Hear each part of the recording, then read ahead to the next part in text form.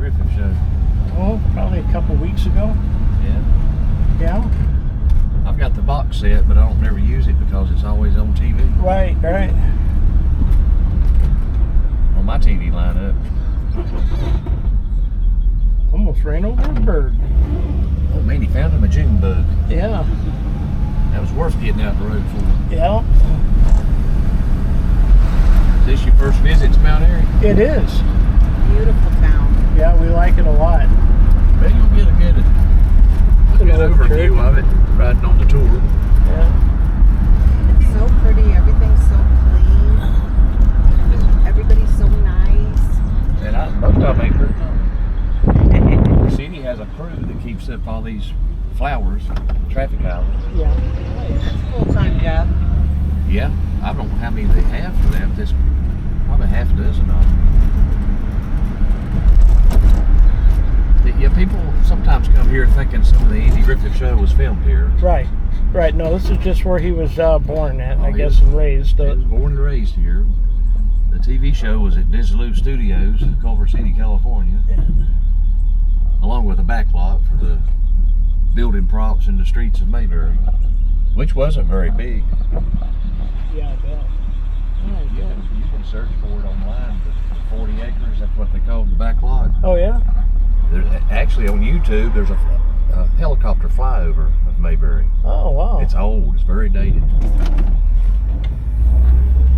If you just look at it, you'd see just how big Mayberry was, and it wasn't very big. Yeah, I can imagine back in the day. You know, with cameras and angles, they can make things look bigger. Oh, yeah. But what I've been told, they only used one camera to film with, and that's why many times that everybody got in on the same side of the car. Oh, okay. And the finish on the car is dull. Yeah, they didn't have a windshield, I don't think. Well, I have seen some episodes where they didn't have a windshield. Yeah. It looks like, I think they probably put hairspray on the dull finish, so it wouldn't be reflective. This one's a 1962 Galaxy. Okay. Sheriff Taylor had 8 different cars. Yeah, 8 different seasons. Right. The first season was a 1960 Ford Fairlane and a 61 Galaxy, and then it proceeded on then just Galaxies all the way up to 67. Spot Car Tours is a one-owner business. One man owns them. He's the fleet manager, human resources, he does it all. Wow. We just drive for him. Okay. Burn up his gas. Yeah. And we have 7 squad cars, 61 through 67. We used to be a mill town. We made things. We had furniture factories for over 100 years. Hosiery mills that made socks, garment factories, baby gowns, infant wear, golf shirts, t-shirts. And about 20 years ago, that all kind of faded away. Oh, be darn. Kind of quickly. Yeah, I was wondering what this town used to do. I didn't know if it was even this part of the country in the mining for coal or not. I didn't know what they did out here. A long time ago, back in the 19th century, North Carolina does have some small coal deposits. Maybe the central part of the state. So back in the 19th century, they did mine some coal. Locally, we've been mining granite for 136 years. Wow. So we're going to visit the granite quarry. All right. Doesn't have anything to do with the Andy Griffith story or Mayberry, but it makes you ride 2 miles longer. Yeah, that's right. And on the way there, I'm going to demonstrate the siren for you. All right. That sounds like a plan. Out here where nobody lives, right? Yeah, but we're going into actually we're going out of the city limits to the county. I've been scolded for doing it, but I think it's part of the experience. Oh, sure. I'm going to speed up to about 45. Okay. Here we go. Yeah.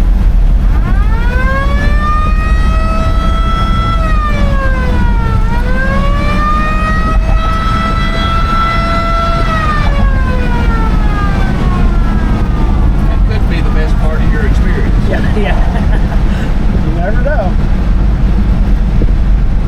What's the button on the throttle down there? It's down by the high beam switch. Oh, okay. The left foot. Over here on the left, you can begin to see some of the granite quarry.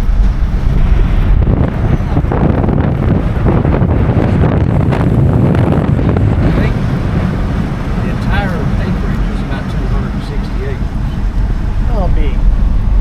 They mine what's actually open and available is about 62 acres. It's described as the world's largest open-face granite quarry.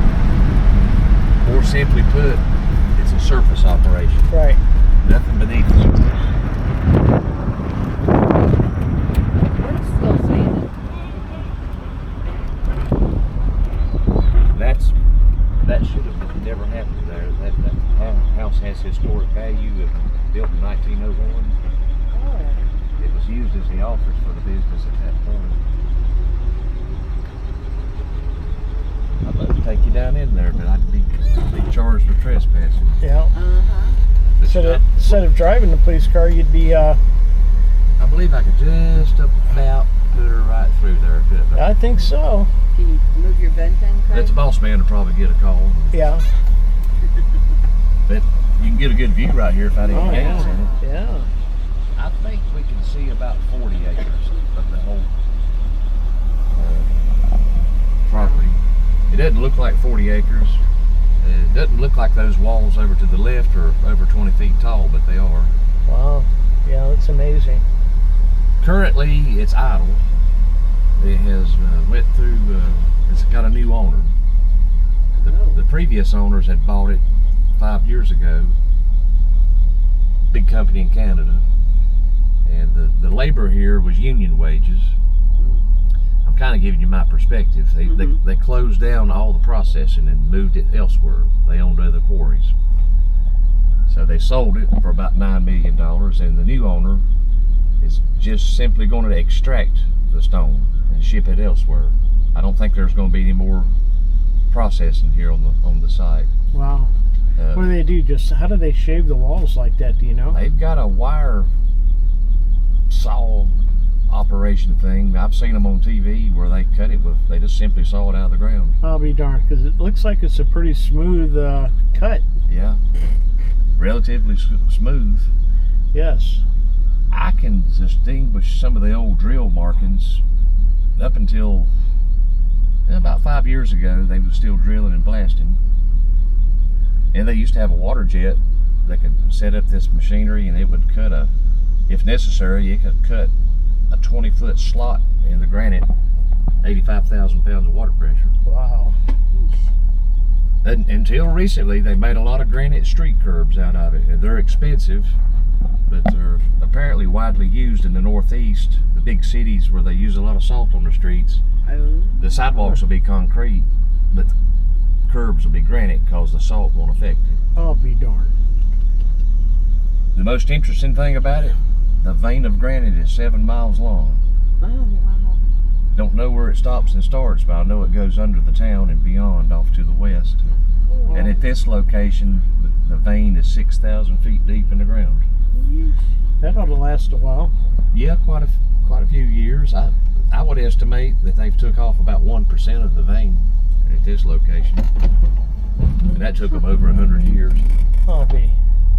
As we go through the ride, I may not mention granite again, but you'll notice some of our houses and churches built from it. There's a lot of buildings built out of granite here in town. Sure, they had plenty of it here. That's why we've been known as the Granite City for a long time. Maybe not promoted as that, but that's how it used to be.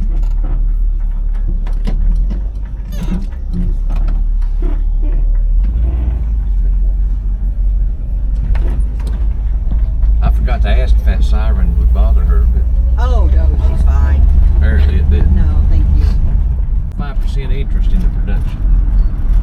His manager 25%. He decided, and I'm paraphrasing Andy Griffith, he said early in production, he decided the show wasn't all going to be made up. He didn't like made up.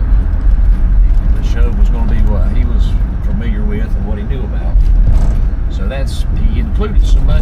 Carolina, in this area within the Strip, it's believed the show was based on this town. I see, yeah. In my opinion, I've been doing this 17 years. I've read a lot of books. Most of them's out of print now. In my opinion, the show is a reflection of Andy Griffith, his experiences here, and as the town was back in the 30s and the 40s, a slower pace of life. Yep, that was a great show. They don't make them like that no more. I think because he paid a lot of attention to detail, and like he said, he didn't like made-up material. Our next stop is the last church he attended growing up in Mount Airy. Okay. First of all, I'll tell you about the denomination. It's Protestant. It's Moravian. Have you ever heard of the Never Moravian have. denomination? No. They first organized 500 years ago, a little bit over 500 years ago.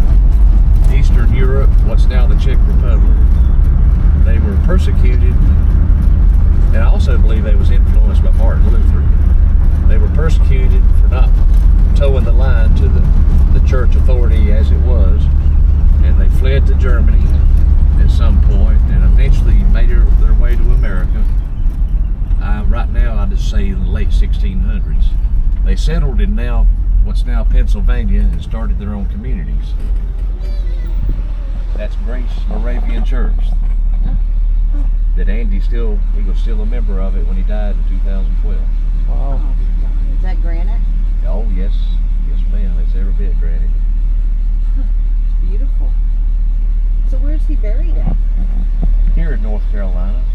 Oh. Going back to the 50s, he began to buy property on Roanoke Island, waterfront property. He had acquired, when he died, he had acquired up to 70 acres. And it's in a family trust, best I can tell, and his widow still living. Oh.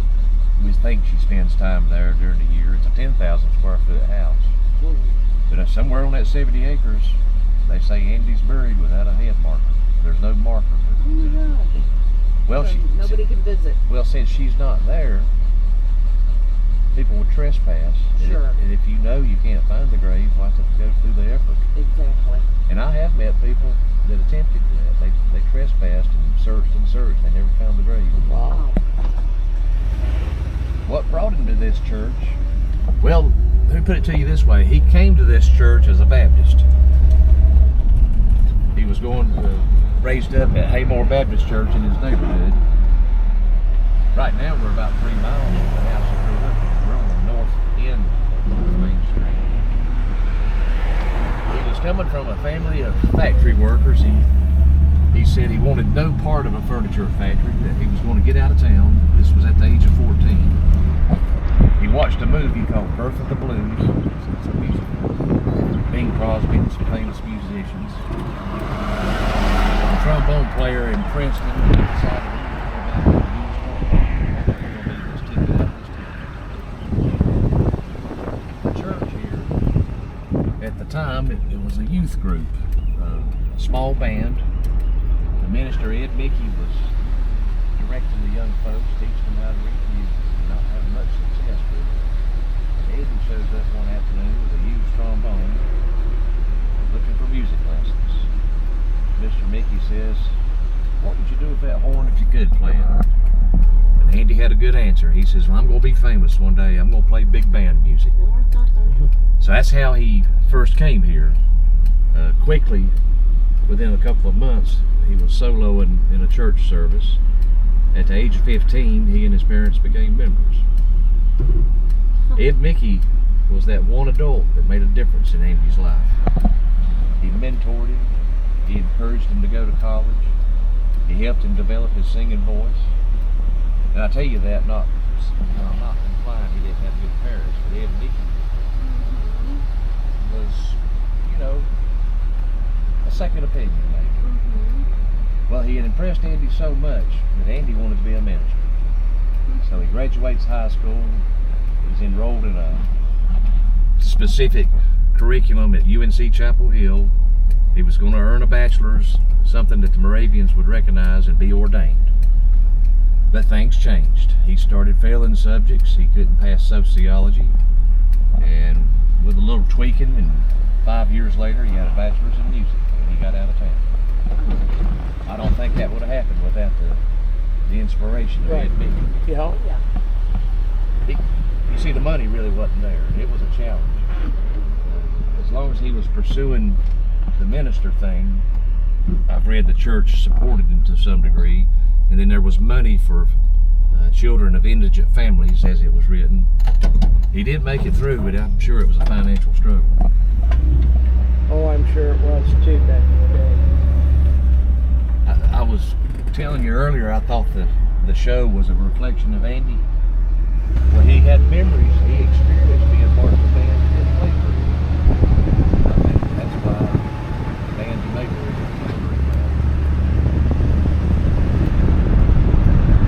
his mother came out of Patrick County, Virginia, North. I would suggest that the Darling family represents the mountain folk of Patrick County. Perhaps maybe some of his mother's side of the family. And that's not a bad thing. No. I don't have to go back but a couple of generations and there's some Darlings in my ancestry.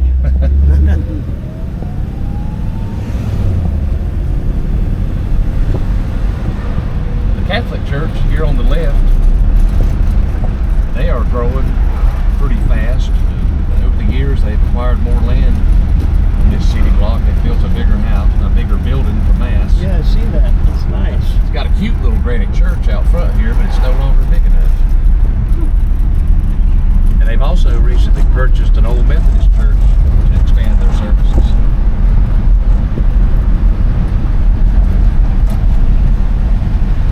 Mount Airy it continues to heavily advertise as a relocation destination, retirement. So over the years, and plus we have a lot of Hispanics. Over the years, I think we've attracted more Catholic folks. But it's still, here in the South, it's still really heavily Baptist. Right. And sometimes they don't agree on things. Some congregations they believe Jesus turned the water to wine. And some would argue that, well, it was simply grape juice. And I would say, it doesn't matter. That's right. It was a miracle. That's right. I agree. Sometimes we get caught up in the details too much, don't we? He wanted to be Sheriff Griffith of his TV show. That was the question. Why not? He replied, they wouldn't let me. But then he continued. He said, I took the name Taylor from my grandmother, Sally Taylor. He didn't like made-up names. So a lot of the names in the show didn't come from real people. Wow, that's interesting. One of his aunts married Andrew Beasley, Jenny Griffith. So a lot of the Beasleys that Angie knew, their names were also used in the show. Lorraine Beasley, his favorite first cousin, I've counted at least 6 times she's mentioned it somewhere in the episodes. That's a big church. That's the First Baptist congregation. That's where they meet at this point. That was built somewhere around 1970. The original church here is from 1907. Wow. This neighborhood, down there closer to Wally's, the homes were probably from the 1890s. These are going to be between 1900 and 1920. The well-to-do folks, the factory owners, the bankers, the merchants, built these homes, and they're all seem to be still in pretty good shape. Oh, yeah. Well taken care of. So it looks like a law office. Well, it is a law office, Yeah. but it did belong to one of the granite quarry owners, a big shareholder. He used his home as a demonstration of what they could do.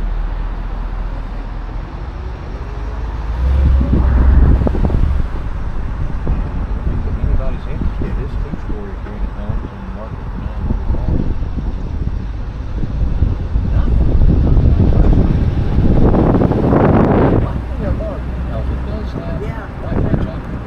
It's got a big lot that goes with it, behind it. And I don't think you can build that home for $900,000. Yeah. Here in this area, Surrey County. I've been told recently, say a 1,200 square foot home, they're going to average around 256,000. I guess like anywhere, real estate's really went up. Oh yeah. Yeah, I like it. The new developments out by us, they say starting at only 400,000. And I'm like, where are they getting that word "only" from?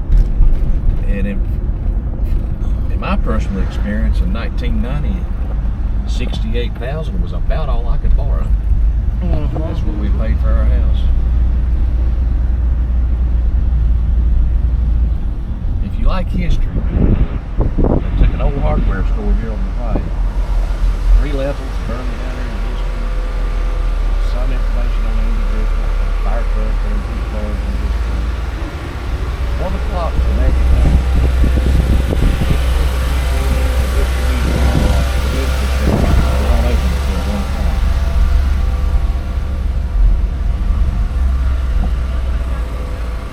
Barney's Cafe here on the left is probably the only diner that'll be open today on Sunday. Probably about 11 o'clock. This is the visitor center. Okay, yeah. She sees some friends, don't she? Oh yeah, she's talking to him. She sees one out in front too. Okay, we know.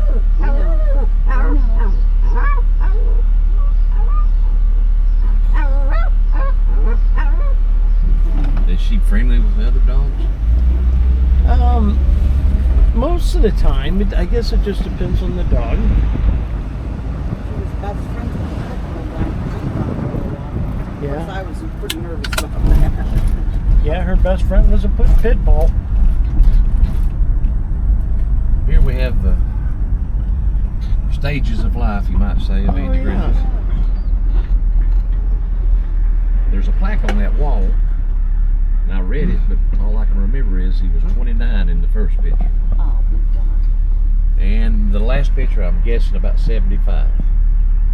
He lived to be 86, but he didn't look that healthy at the age of 86. Mm-hmm.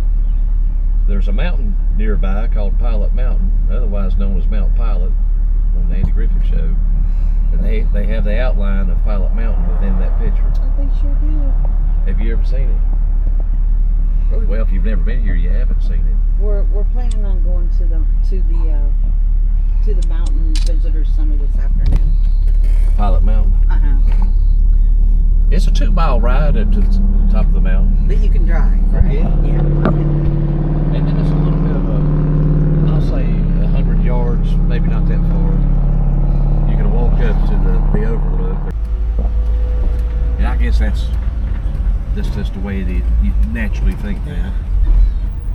The oldest barbershop, you'll see Floyd's here shortly, but down that street on the left, the Palace Barbershop. I've learned a lot of things there in the last 40 years. It's been a barbershop continuously since 1916.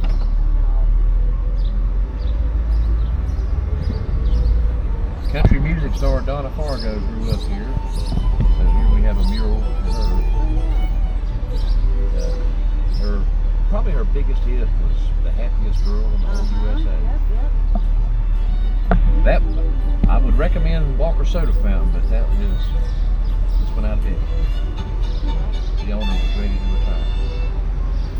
We had 3 cinemas when Andy grew up, and one of them survived. Now about 90 years old, the oldest theater here.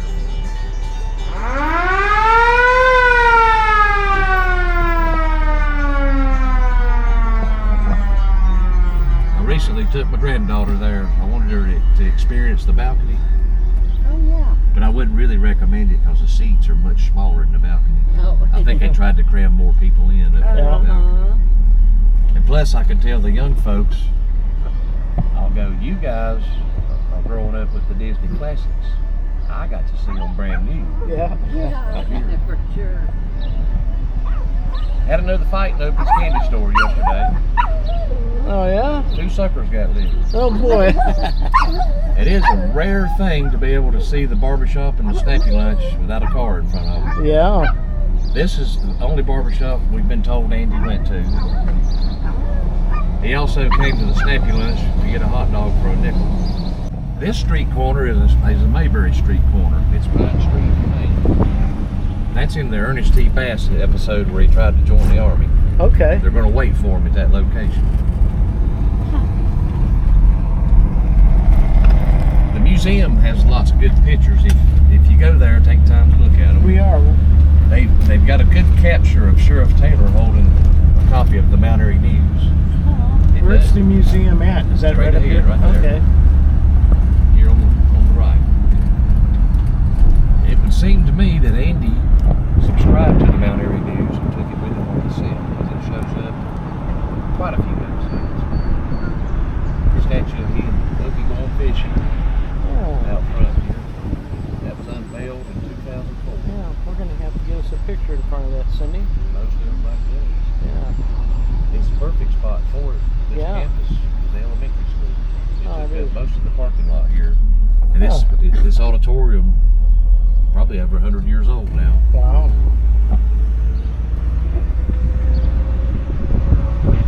This intersection, down the street, beyond the ridge, that's Pilot Mountain. Oh, I see it. What's it take, about 20 minutes to get there?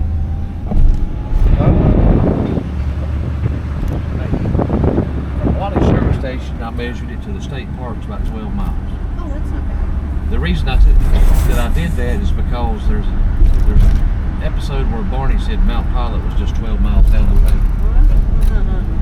I wanted to see how close it fit. Now, as a Baptist, Andy went to Haymore Baptist right here on the left. Singing in the choir at the age of 9 years old. And I'm sure he went to Bible school there. He was born in 1926 at 181 South Street. Well, that's 100 years ago. That would be about 2 blocks to the right. The neighborhood he was born into, it was absorbed by National Furniture and became a lumber yard. I know exactly where he was born, but it's a parking lot for a doctor's office at this point. Here's another street corner in Mayberry. It's Haymore Street in Rockford. It's the school crossing in Mayberry. It's not his birthplace, but at the age of 9, they bought this house here on the right. Now available as an overnight stay. $400 bought him a living room, a bedroom, and a kitchen. Andy said he slept in the kitchen on a straw mattress, and especially the kitchen in the wintertime because that's where the heat was. And eventually the back porch was closed in and he had a tiny little bedroom. He was the only child. And perhaps this is what she thought of as a picture window. I think it's those windows that crank out, or they used to.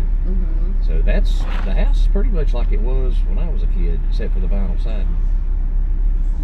He wanted to build him a new house here in town. I only know this because of Danny Griffith, a cousin of Andy's. It was probably back in the 50s, his Broadway years, making good money. Mom and Dad, they declined. They said, son, you need to save your money. But once out, he got him to Los Angeles. He did build him a new home. And they're not buried here either? No, they were buried in Los Angeles. Oh. His mom lived in 1986. Oh. But I have read where Andy said he buried them there because he had no plans to ever live in North Carolina. Oh. But of course, things changed. Right, he came back here. Well, the Matlock show came along. And I think the last 4 seasons of Matlock was filmed in Wilmington, North Carolina.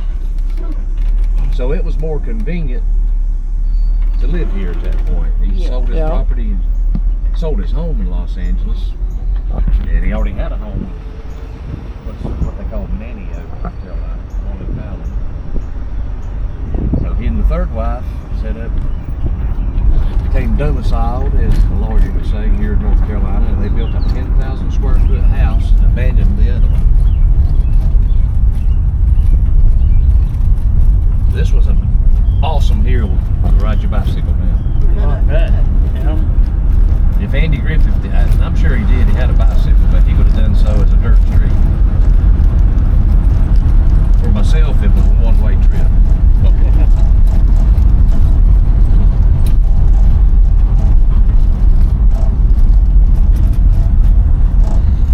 Let's see. I haven't told you about the origins of the Mayberry name. And this is not official. I've not read where Andy said where Mayberry came from. I have heard him say in an interview that Mount Airy, his hometown, was not Mayberry. It never was.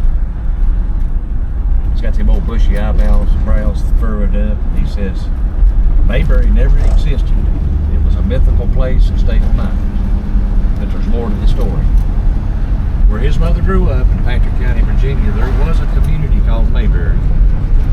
There is still a dry goods store, or it was a dry goods store. The Mayberry Trading Post is still open for business. It's at milepost 180, 181 on the Blue Ridge Parkway, 20 miles north of Fancy Gap. There was a time when the Mayberry Trading Post was the most convenient location for his grandparents to buy store-bought goods, and they took Andy there back in the 30s. So, since he's on record to say he didn't like made-up names, where else would he have got Mayberry from? I'm convinced. Anyway. Yeah, sounds exactly right. I have heard privately he would admit that, but in his interviews or anything documented, I don't think he ever alluded to it.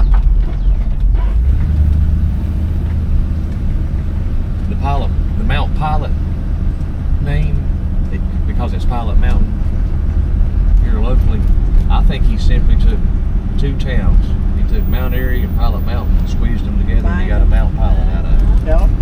Because there are physical locations. Dobson, our county seat, Stokes County, our neighbor to the east. A lot of places are mentioned nearby here. Fancy Gap, Barney thought they might be moonshine stills up in Fancy Gap. There's a community, a mountain community, I would say, called Triplet over in Watauga County. It's 20 miles from Boone, North Carolina. Andy knew a man over there named Stuart Simmons. He had a store. It was the post office. He cured country hams. There's an episode where Andy tells Barney to stay at the courthouse. He's got to run to Triplet and see Stuart Simmons about something. If you go to the museum, I think they've got a picture of Stuart Simmons standing in front of the store.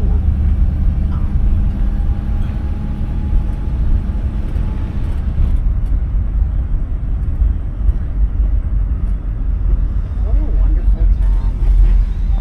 Wow. I'm glad you like it. Yeah. And I appreciate your enthusiasm.